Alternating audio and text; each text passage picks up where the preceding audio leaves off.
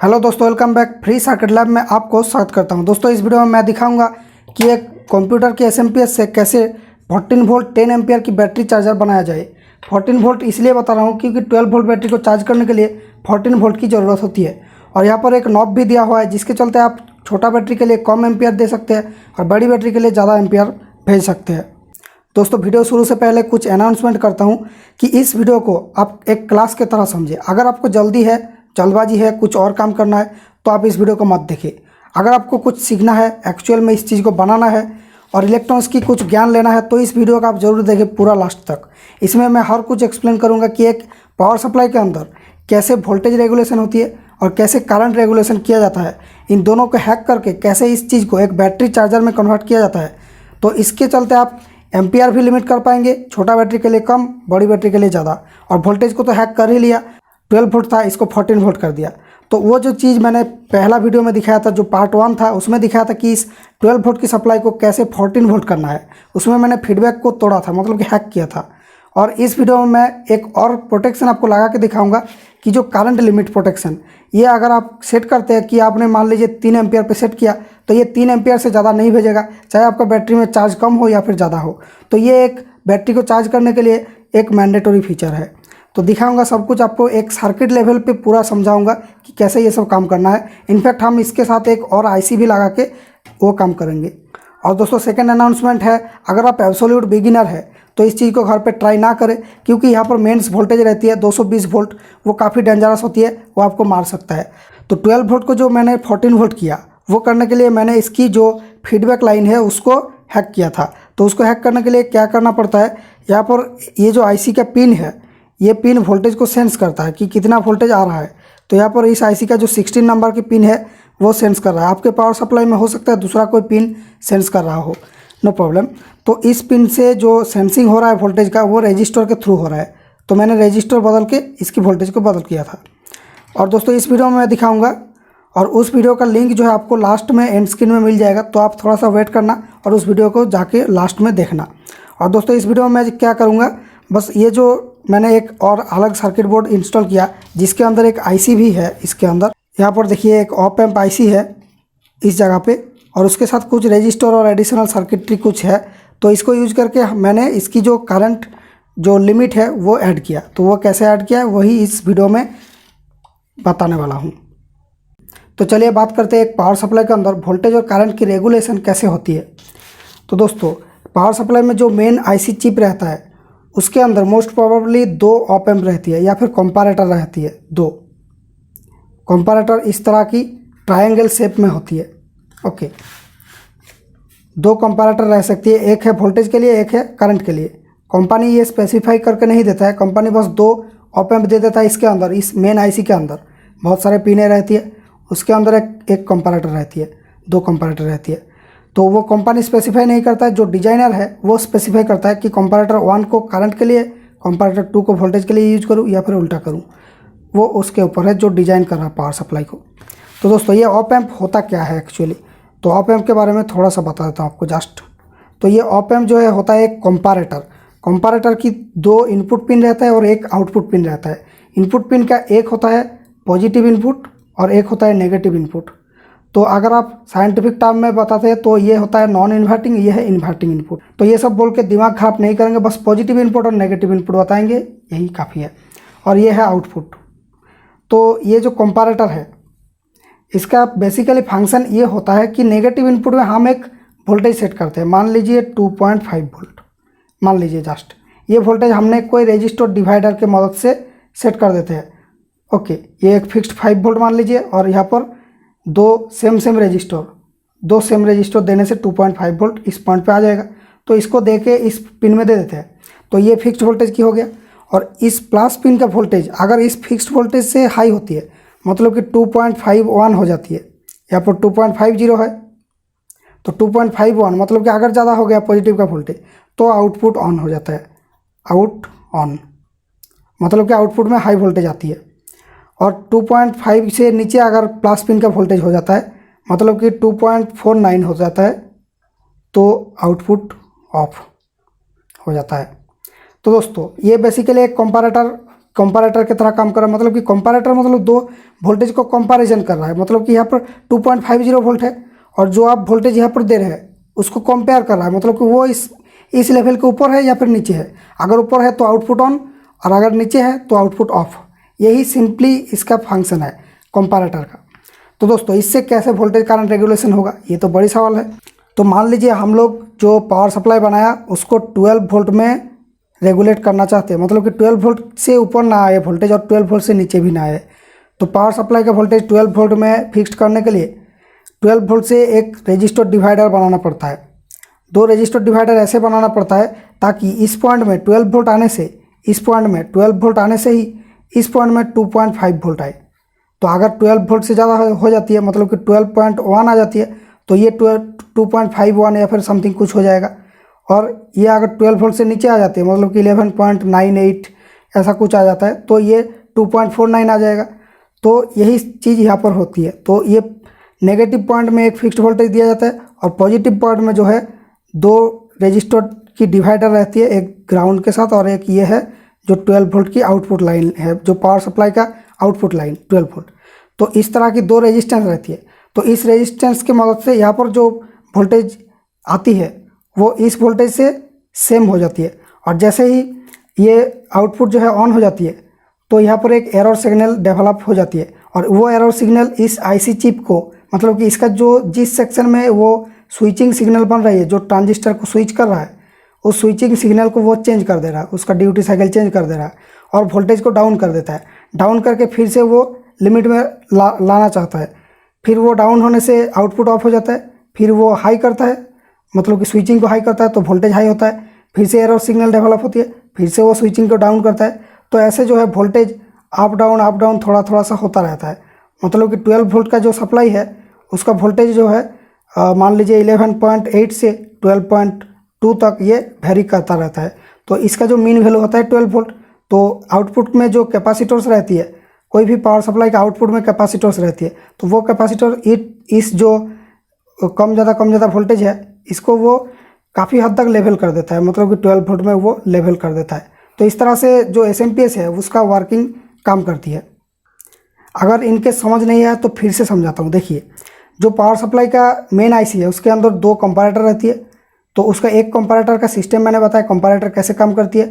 एक voltage fixed लेता है, ये होता है रेफरेंस वोल्टेज, और एक होता है जो आपका टेस्ट वोल्टेज, जिसको आप रेगुलेट करना चाहते हैं। तो उस टेस्ट वोल्टेज को डिवाइडर बना के इस वोल्टेज के साथ लगभग सेम करके इस पॉइंट में दिया जाता है।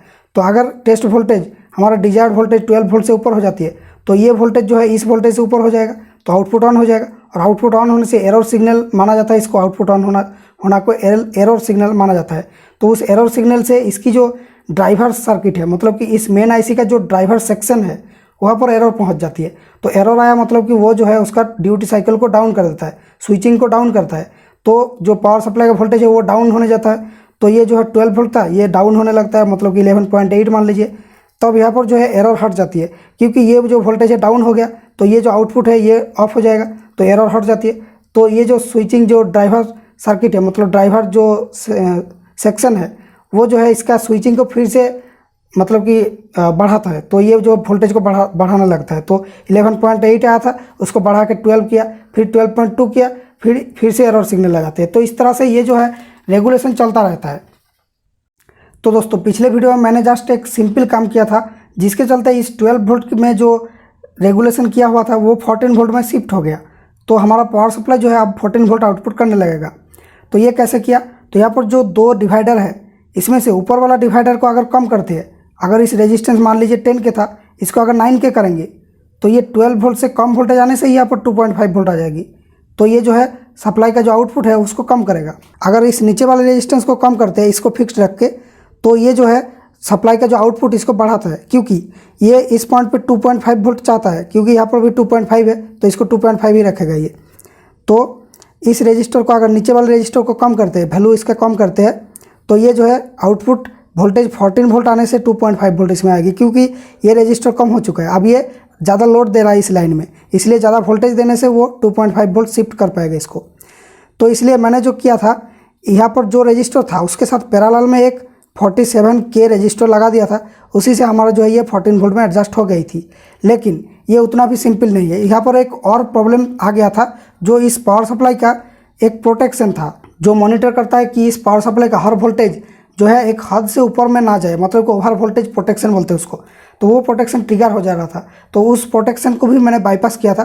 तो वो आपको पार्ट 1 वीडियो देखने से पता चल जाएगा, उतना डिटेल में डिस्कस नहीं करते हैं। आज हम देखेंगे कि करंट लिमिट कैसे करना है। वो पावर सप्लाई में नहीं दिया हुआ रहता है, हम खुद से लगाएंगे करंट लिमिट। हमारा एक आईसी लगाएंगे और उससे करंट लिमिट उसमें ऐड करेंगे। तो वो फीचर कैसे ऐड करना है वही मैं बताता हूँ। देखिए, तो करंट लिमिट के लिए भी हम और एक ऑप एम्प यूज करेंगे, जिसके चलते हम एरर सिग्नल डेवलप करेंगे। कब ना, जब हमारा जो करंट है वो हमारा डिजायर्ड करंट से ज़्यादा चली जाए। मतलब कि मान लीजिए आप 2 एम्पियर पे सेट किया हुआ था और ये जब 2.1 एम्पियर देने मतलब कि जाने लगेगा, तभी यहाँ पर एरर सिग्नल बन जाए।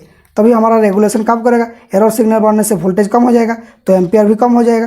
तो एम्पियर जब कम हो जाएगा तो एरर सिग्नल हट जाएगी, फिर से वो जो है वोल्टेज बढ़ाएगा, मतलब एम्पियर बढ़ेगा। और जो उससे एरर सिग्नल फिर से डेवलप होगी जब 2 एम्पियर क्रॉस कर जाएगा, तो एम्पियर भी इसी तरह से एडजस्टेबल रहेगा। तो फ्रेंड्स, अब तक आप समझ चुके हैं कि वोल्टेज के लिए जो एरर सिग्नल वो बनाने के लिए एक वोल्टेज डिवाइडर की ज़रूरत पड़ती है। लेकिन एम्पियर के लिए एरर सिग्नल कैसे बनाएंगे? एम्पियर के लिए ज़रूरत पड़ती है करंट शंट। शंट क्या होती है? जो आपने लोड चला रहे हैं, मान लीजिए ये आपका पावर सप्लाई का 2 पॉइंट है, ये है प्लस पॉइंट, ये है माइनस पॉइंट, और ये है आपका लोड। कोई बाल्ब हो सकती है, मान लीजिए ये एक बाल्ब है, मान लीजिए जो जस्ट, तो इसको ऐसे लगाना था डायरेक्ट, लेकिन हम ऐसे नहीं लगाएंगे, एक बहुत ही लो रेजिस्टेंस के मदद से लगाएंगे। तो ये जो रेजिस्टेंस है ये 0 पॉइंट समथिंग ओहम, 0.1 ओहम या कुछ 0.01 ओहम ऐसा हो सकती है, मतलब कि बहुत ही लो। ये एक तार भी हो सकती है। तो उसके अंदर जो वोल्टेज ड्रॉप बनेगी, ये जो इस दोनों पॉइंट के बीच जो वोल्टेज ड्रॉप बनेगी इस रेजिस्टेंस के बीच, वही होगा इस करंट के साथ प्रोपोर्शनल। तो ये वोल्टेज को अगर हम एरर सिग्नल के फॉर्म में फीड करते हैं यहाँ पे, तो ये जो है एरर सिग्नल आपका डेवलप करेगा। तो देखते हैं कैसे। जो पावर सप्लाई के पीछे पीसीबी ट्रेसेस होती है वो इस तरह की होती है। तो ये सब ट्रेसेस का भी कुछ रेजिस्टेंस रहती है, 0 पॉइंट समथिंग ओहम एक रेजिस्टेंस रहती है। तो उसको भी हम एज ए शंट यूज कर सकते हैं। मान लीजिए जो ग्राउंड है वो पावर सप्लाई का मेन ग्राउंड मान लीजिए ये है, लेकिन हम लोड की ग्राउंड मान रहे हैं इसको, मतलब कि लोड की जो माइनस है इसके साथ लगाएंगे। तो जैसे ही 1 एम्पियर फ्लो होगा, मान लीजिए यहाँ पर 1 मिली वोल्ट ड्रॉप हो रहा है, तो 2 एम्पियर में 2 मिली वोल्ट ड्रॉप होगा, 3 एम्पियर में 3 मिली वोल्ट। तो इस तरह से हम एम्पियर का पता लगा सकते हैं इस शंट में ड्रॉप को मतलब कि मेजर करते हुए। तो दोस्तों, मान लीजिए हमारा जो एरर सिग्नल है वो इस शंट से मिल गया, मतलब कि वोल्टेज मिल गया। तो इस वोल्टेज के साथ कॉरेस्पॉन्डिंग होगा हमारा एम्पियर, मतलब एम्पियर के साथ वोल्टेज कॉरेस्पॉन्डिंग होगा। तो इस वोल्टेज की जो ये वाला हिस्सा है ये ग्राउंड में लगा रहेगा, ये जो है इस ऑप एम्प का ग्राउंड सेम है। और ये वाला जो हिस्सा है यहाँ से हम वोल्टेज को दे देंगे इस प्लस वाली पिन में। ओके, तो इससे हमारा जो है ये जो एरर सिग्नल है उसको कंपेयर करेगा। और यहाँ पर हम लोग जो रेफरेंस वोल्टेज देते हैं माइनस में, यहाँ पर तो हम रेफरेंस वोल्टेज देते हैं ना, तो उस रेफरेंस वोल्टेज की जगह पे हम एक पॉट लगा देंगे, कोई वेरिएबल रजिस्टर। सबसे सिंपल अरेंजमेंट मैं बता रहा हूँ। तो इस वेरिएबल रजिस्टर यहाँ पे एक फिक्स्ड 5 वोल्ट दे देंगे, 5 वोल्ट फिक्स्ड, ठीक है, कांस्टेंट। तो इससे जो है इस वेरिएबल रजिस्टर को जितना आप वेरी करेंगे उतना ही इस पॉइंट पे एक वोल्टेज सेट होगा। यहाँ पर 2.5 वोल्ट हमने फिक्स्ड दे दिया था, लेकिन यहाँ पर हम वेरी करेंगे।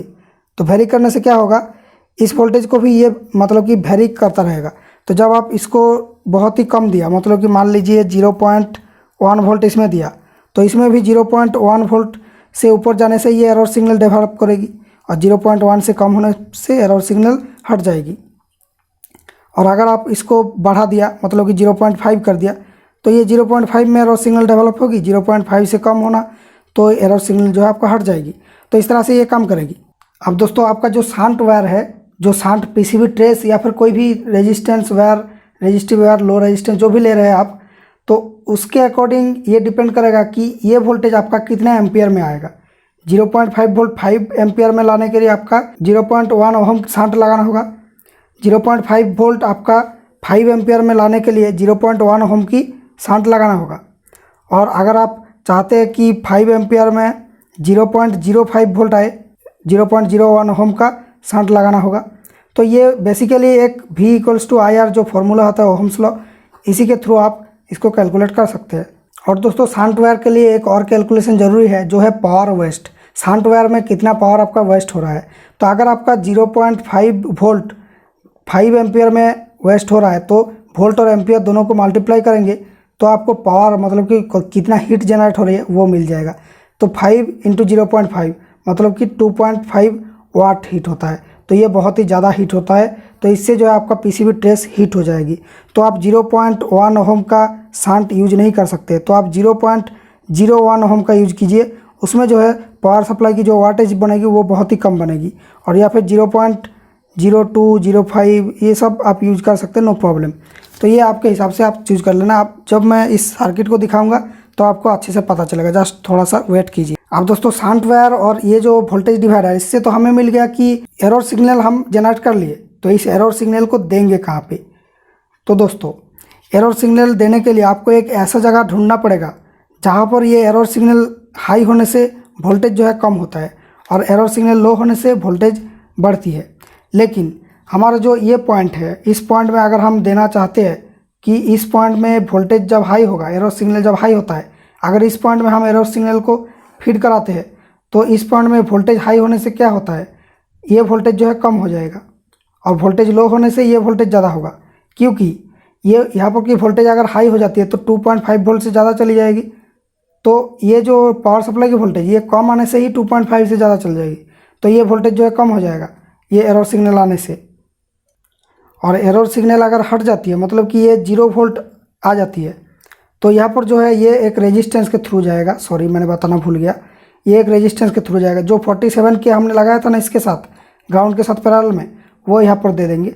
तो इस रेजिस्टर के थ्रू जब जाएगा तो ये जो है थोड़ा सा करंट इस तरफ खींच लेगा तो इसका वोल्टेज जो है बढ़ेगा इस पॉइंट में 2.5 वोल्ट रखने के लिए। आई एम सॉरी, ये जो पिक्चर है ये बहुत ज़्यादा प्रॉब्लमेटिक हो गया, इसको आप समझ नहीं पाएंगे, बहुत ज़्यादा चीज़ें यहाँ पर लिख दिया। तो आई एम सॉरी, आप थोड़ा सा समझ लीजिए। तो आई होप आपको ये आइडिया जो मेन आइडिया है वो आपको समझ में आ गया। आप थोड़ा सा फ्रेश डायग्राम दे के आपको बता देते कैसे मैंने इसको किया। तो दोस्तों इस पावर सप्लाई में जो मेन आईसी है इसका नाम है 7502C।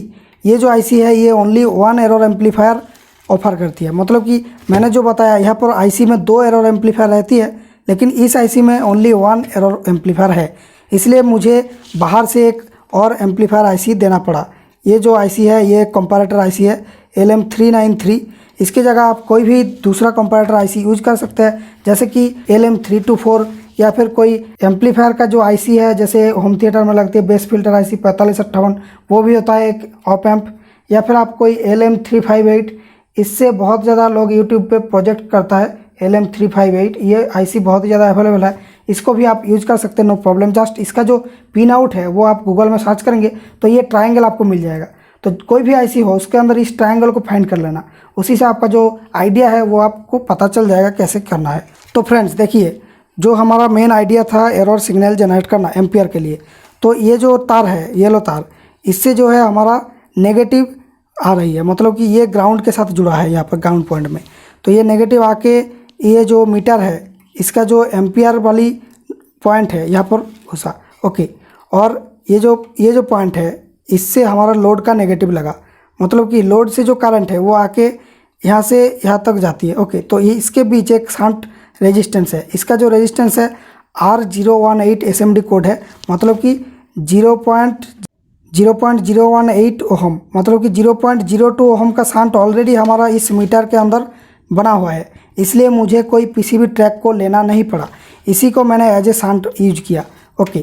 तो देखिए यहाँ से जो लोड है, लोड का नेगेटिव यहाँ पर लग गया और ये जो है पावर सप्लाई का नेगेटिव, तो यहाँ पर थोड़ा सा वोल्टेज ड्रॉप बनेगी, जितना एम्पियर जाएगा 0.02 वोल्ट ड्रॉप बनेगा हर एम्पियर में, ओके। तो उस ड्रॉप को मैंने कैच कर लिया इस वाली वायर से, इस ड्रॉप को पिकअप कर लिया और उसको दे दिया मैंने आईसी का इस वाली पॉइंट में, ओके। उसके बाद जो इस वाली माइनस पॉइंट में मैंने जो रेफरेंस वोल्टेज सेट किया उसके लिए थोड़ा सा सर्किटरी की ज़रूरत पड़ा। यहाँ पर दोस्तों देखिए कुछ रजिस्टर वगैरह है, पीछे भी कुछ रजिस्टर है, तो इनको देके ये चीज़ मैंने किया। तो इसको यहाँ से हम समझा नहीं सकते हैं, इसको मैं डायग्राम बना के समझा देता हूँ जस्ट क्या किया मैंने। तो दोस्तों इसके लिए मैंने एक पॉट ले लिया, पॉट में 5 वोल्ट जो स्टैंड बाई होता है, स्टैंड बाई 5 वोल्ट, उससे हमने 5 वोल्ट दे दिया इसको। और इस पोर्ट के थ्रू हमने एक वेरिएबल वोल्टेज बना लिया। तो ये कैसे बनाया, तो इसको जब आप घुमाएंगे तो ये 5 वोल्ट और 0 वोल्ट के बीच में एडजस्टेबल होता रहेगा। तो इस पॉइंट में हमें 0 to 5 वोल्ट मिल गया। ओके, उसके बाद मैंने देखा कि हमें चाहिए 0 to 10 एम्पियर एडजस्टेबल। ओके, तो ये जो 0.018 का जो शांट है इसके अंदर है, जो इस मीटर के अंदर है वोल्टेज एम्पियर मीटर, तो वो जो शांट है वो 0.018 ओम का, इसको हम सिंपली 0.02 मान लेते हैं, मतलब कि 020। ओके, तो 0.02, तो ये 10 एम्पियर में कितना वोल्टेज ड्रॉप करेगा, इसको 10 से मल्टीप्लाई करना होगा। तो ये कितना वोल्टेज ड्रॉप करेगा, 0.2 वोल्ट, सिंपल। तो 200 मिली वोल्ट ये ड्रॉप करेगा। तो हमारा जो हम नॉब घुमाएंगे उससे इस माइनस वाली पॉइंट में जो वोल्टेज देंगे वो भी 0.2 वोल्ट के अंदर ही रहना चाहिए, ताकि हमारा जो शांट में जो वोल्टेज आ रहा है 0.2 वोल्ट के अंदर रहेगा ये, तो इसमें भी हमें 0.2 वोल्ट के अंदर ही रखना पड़ेगा। तो 0.2 के अंदर अब अगर हम रखना चाहते हैं तो उससे नीचे जाएंगे, मतलब कि 0.1 अगर इसमें सेट किया तो इसमें भी ये 0.1 बना देगा। जो फीडबैक सिस्टम ऐसा ही काम करता है, इसमें जितना देंगे इसमें भी उतना बना देगा, मतलब उतना में एडजस्ट करेगा। तो 0.2 में हमारा 10 एम्पियर आ रहा था, 0.1 अगर हम इस पॉइंट में सेट करते हैं तो हमारा 5 एम्पियर में ये रेगुलेट करेगा इसको। तो दोस्तों देखिए, तो 0.2 वोल्ट हमें लाना है, 0 to 5 वोल्ट हमारे पास अवेलेबल है। तो 5 वोल्ट को 200 मिली वोल्ट में स्टेप डाउन करना है रेजिस्टर की डिवाइडर से। तो कितना कितना रेजिस्टर लगेगा देखिए। तो वोल्टेज डिवाइडर की कैलकुलेशन में सबसे आसान तरीका ये होता है, यहाँ पर हम दे रहे हैं मैक्सिमम 5 वोल्ट और यहाँ पर हमें चाहिए मैक्सिमम 200 मिली वोल्ट। तो 5 वोल्ट मतलब कि क्या होता है, 5000 मिली वोल्ट। 5000 मिली वोल्ट हम दे रहे हैं इसमें, 200 मिली वोल्ट हमें इसमें चाहिए। तो ये जो है टोटल जो रेजिस्टेंस है ये हमारा होना चाहिए 5 किलो ओम। ओके, और ये होना चाहिए 200 ओम। यही सिंपल तरीका है वोल्टेज डिवाइडर की कैलकुलेशन का। हालांकि आप इस कैलकुलेशन को एक फार्मूला के मदद से कर सकते हैं, जो फार्मूला आपने क्लास में सीखा होगा वो उतना सिखाना पॉसिबल नहीं है यहाँ पे। तो या फिर आप कोई जो एवरी सर्किट ऐप आता है उसमें भी ये सर्किट बना के यहाँ पर 5 वोल्ट दे के रजिस्टर चेंज कर करके देख सकते हैं कि कितना में 200 मिली वोल्ट आ रहा है, तो आप उसको सिलेक्ट कर लेना। हालांकि मैं यहाँ पे बता देता हूँ कि ये जो ऊपर वाला रजिस्टर होगा ये 4.7 किलो ओम होना चाहिए, नीचे वाला होना चाहिए 200 ओम या फिर 220 ओम या फिर कोई 200 से बराबर कोई रेजिस्टेंस। ओके, तब क्या होगा 4.7 और 0.2 मिल के 4.9 बन जाएगा। तो ये 5K के बहुत करीब है। तो 5000 ओम यहाँ पर हो रही है, 5000 ओम टोटल। तो यहाँ पर टोटल वोल्टेज अगर 5 वोल्ट हम देते हैं, हर ओम में 1 मिली वोल्ट, तो 200 ओम में 200 मिली वोल्ट यहाँ पर मिल जाएगा मैक्सिमम। तो दोस्तों मैंने एग्जैक्टली यही काम किया यहाँ पे। ये जो आउटपुट आया हमारा, जो ये नॉब है, इस नॉब से जो आउटपुट आया ये 10K का पॉट है, 10K का पॉट। इसका जो आउटपुट मिडिल वाला आया ये जो है ये सफ़ेद तार में आ रहा है आउटपुट। ओके, तो ये आउटपुट जाके डायरेक्टली यहाँ पर घुसा। ये देखिए, दो 10K का रजिस्टर लगा है, ये दोनों मिल के 5K हो जा रहा है। यहाँ पर मैंने 4.7 के आपको रिकमेंड किया। ओके, तो ये जो है जस्ट इस पॉइंट में लग जाएगी। ओके, तो इसको वेरी करने से यहाँ पर भी वोल्टेज वेरी होगा 0 to 5 वोल्ट। ओके, और ये जो है 0 to 200 मिली वोल्ट वेरी हो जाएगा, 0 to 200 मिली वोल्ट। कौन सी पॉइंट में, इस वाली पॉइंट में। अब इस पॉइंट की जो कनेक्शन है उसको लेके मैंने जो ऑप एम्प का सिस्टम बनाया उसका माइनस वाली इनपुट में इसको डायरेक्ट दे दिया। तो यहाँ से एरर सिग्नल मिल जाएगा, एरर सिग्नल। ओके, और ये जो प्लस वाली पॉइंट है इसको तो मैंने बता ही दिया।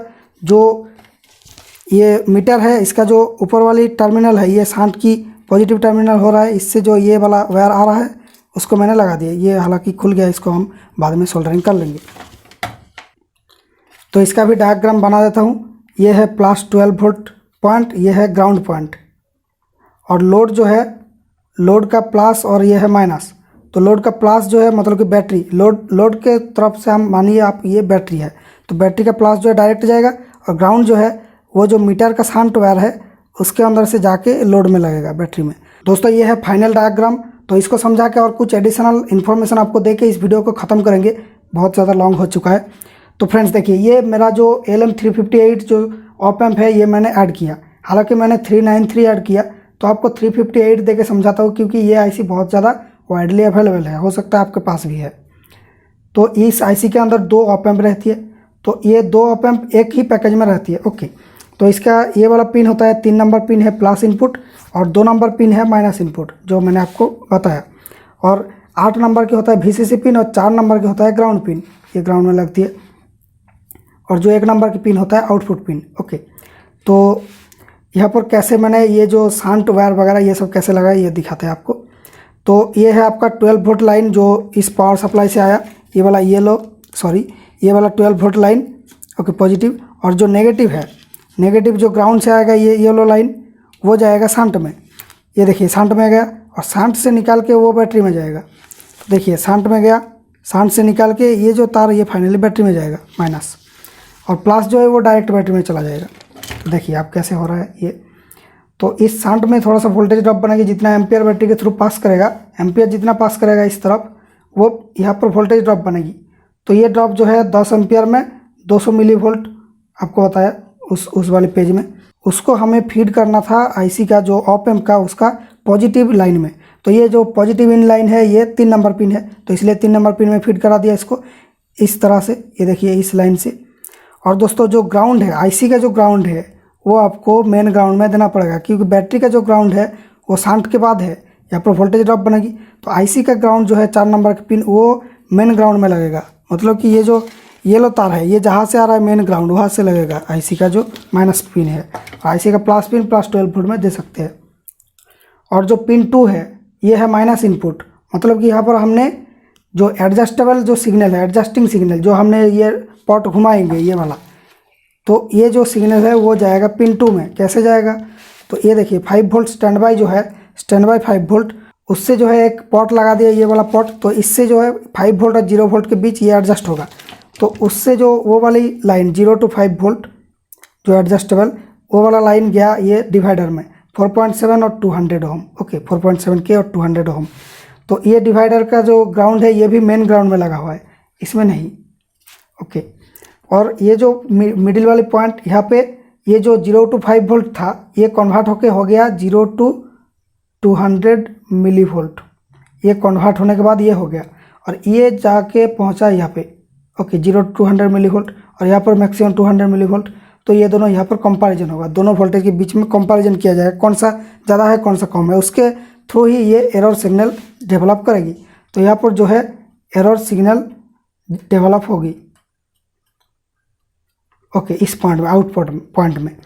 और वो जो एरर सिग्नल है वो 47 के रजिस्टर से पिन 16 ऑफ 7502 आईसी में जाएगा, मतलब कि ये जो मेन आईसी इसका पिन 16 में जाएगा। ये पिन 16 में ही वोल्टेज कंपैरिजन होती है, वो आपको पार्ट 1 वीडियो देखने से पता चल जाएगा, ये लास्ट में आएगा पार्ट 1। वो 16 मिनट का वीडियो है, सिंपल देख लेना। तो उसको 47 के दे के कनेक्ट कर दिया। तो ये जो है जब भी इस आईसी का आउटपुट वोल्टेज बढ़ जाएगा तो वो जो सप्लाई है वो सोचेगा कि सप्लाई का आउटपुट वोल्टेज ज़्यादा है, इसको कम करना है, तो वो जो है आउटपुट वोल्टेज को कम कर दिया। और वोल्टेज कम कर दिया मतलब कि ये जो बैटरी है इसका भी करंट कम हो जाएगा, जो एम्पियर जा रहा था। और करंट कम हुआ मतलब कि यहाँ पर जो एरर सिग्नल था वो डिसेबल हो जाएगी, मतलब एरर सिग्नल डिसअपियर हो जाएगी। तब वोल्टेज को फिर से बढ़ाएगा, फिर से एरर सिग्नल आएगा, जैसे ही करंट जो है आपका सेट किया हुआ वैल्यू से ऊपर गया। तो इस तरह से ये चीज़ काम करेगा। यहाँ पर जो एक और ऑप एम्प है इसको हम यूज नहीं कर रहे हैं, यहाँ पे एक ही ऑप एम्प को यूज कर रहे हैं। और अगर आपका सप्लाई में 2 ऑप एम्प है, जो सर्किट सप्लाई में जो आईसी है उसके अंदर 2 ऑप एम्प है, तो आपके लिए ये एक्स्ट्रा आईसी लगाना जरूरी नहीं है, क्योंकि मेरा जो सप्लाई का ड्राइवर आईसी है उसमें 2 ऑप एम्प नहीं था, उसके अंदर एक था, इसलिए एक बाहर से ऐड करना पड़ा।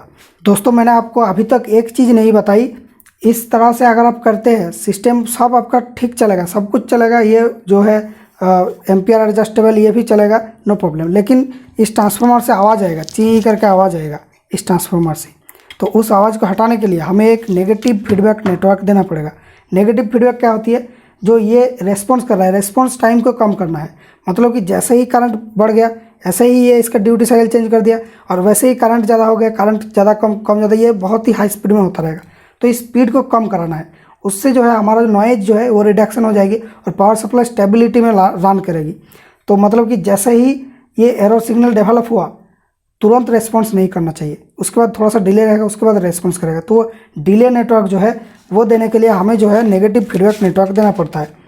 तो यहाँ पर जो है नेगेटिव फीडबैक हम कैसे देंगे, तो ये जो आउटपुट है इससे हम लोग एक रेजिस्टर और एक कैपेसिटर, इसके मदद से हम लोग माइनस वाली पॉइंट में लगा देते हैं। इसी से जो नेगेटिव फीडबैक जाती है। तो ये रेजिस्टर मैंने ट्राई करके देखा, ट्रायल एरर मेथड से देखा कि ये 300 या फिर 330 किलो ओम और ये 104 जो पीएफ कैपेसिटर 0.1 माइक्रोफैराड, इससे ये सबसे अच्छा काम कर रही है।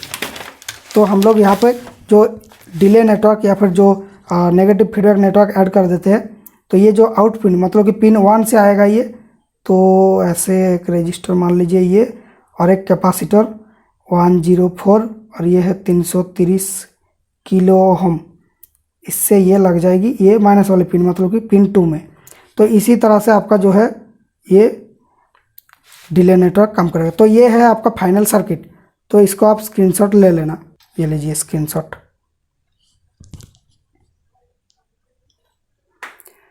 अब दोस्तों फाइनली आपको इस सप्लाई में कुछ एडिशनल चीज़ें बता देता हूँ। ये जो मॉडिफिकेशन आज हमने किया, इसमें जो एरर सिग्नल बनेगा, एरर सिग्नल से जो वोल्टेज कम होगा वो वोल्टेज लगभग 9 वोल्ट तक कम होती है, 9 या 10 वोल्ट तक कम होती है। तो इसका मतलब ये है अगर आपका बैटरी का वोल्टेज जो है 9 वोल्ट से नीचे है तब ये एम्पियर प्रोटेक्शन काम नहीं करेगा। तो आप इससे 6 वोल्ट की बैटरी चार्ज नहीं कर सकते हैं। और दोस्तों इससे जो है आप 12 वोल्ट की ओनली लेड एसिड बैटरी को चार्ज कर सकते हैं। लिथियम बैटरी पैक को चार्ज ना करें तो ही बेहतर होगा। अगर आप लिथियम बैटरी पैक को चार्ज करना चाहते हैं तो यहाँ पर जो वोल्टेज सेटिंग 14 वोल्ट में किया था उसको आपको 12.6 वोल्ट में करना होगा। तो ये आप खुद एक्सपेरिमेंट करना। ये मैंने बड़ी जो बैटरी होती है लेड एसिड उसको चार्ज करने के लिए बनाया।